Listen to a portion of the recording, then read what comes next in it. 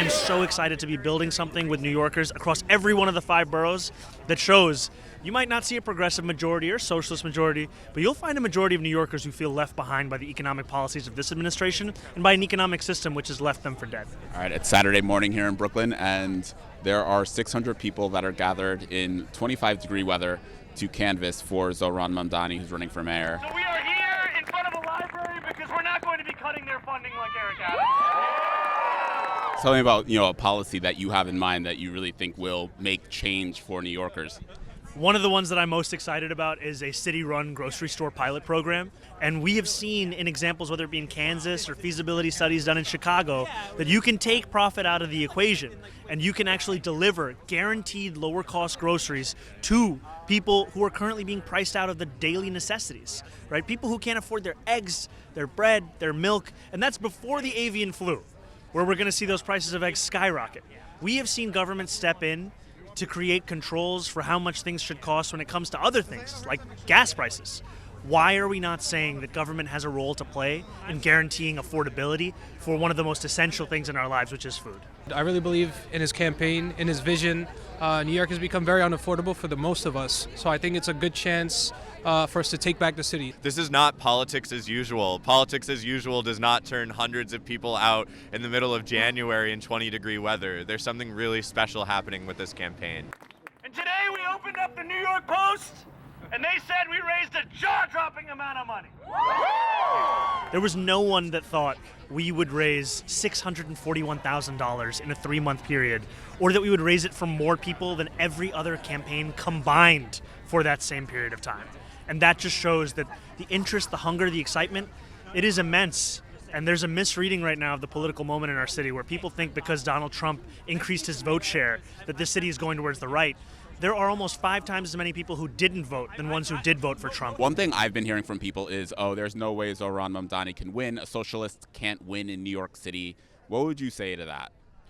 I think that a lot of people get hung up on the term socialist, but also people want free buses. People want their rents to be frozen. People understand that public goods have been hollowed out by corporations and these sort of corrupt politicians. You hear people all the time say, I don't care if you're a Democrat or you're a Republican. Well, maybe it's time that we say, and I don't care if you're a socialist either. People just want to see real meaningful change in their lives. I'm born and raised in New York City, South Ozone Park, Jamaica area. My family's from Afghanistan. They came here as refugees. My father worked as a halal cart food vendor. He did the morning truck as well. He's been an Uber driver. We've seen it firsthand with the difficulties of the cost of living. There's been a lot of people that I've known personally that have been pushed out of the city.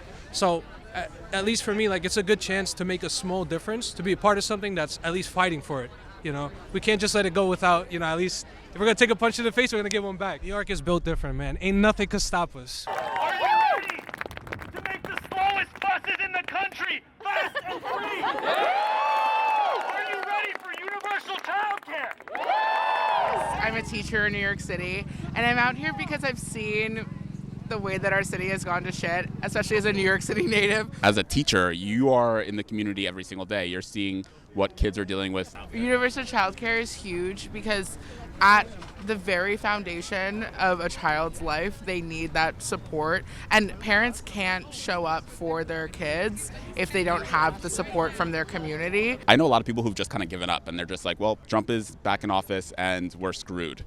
What would you say to people who have that level of apathy right now? Well, I think hopelessness is such a privilege. And people of New York, people of the country, of the world, deserve more than someone who says in the face of difficulty, we are going to give up on the cause. Yes, you can see the world right now and how dark it seems. You can look at the genocide in Palestine. You can see that your neighbors don't have enough money for food on the table every night, that rent has gone up. You can see all these problems in New York specifically, and you can let it kind of make you feel sad or upset or make you feel too lazy or tired and just hopeless, or you can let it radicalize you. And I think that's what the 600 people who are here today let it do.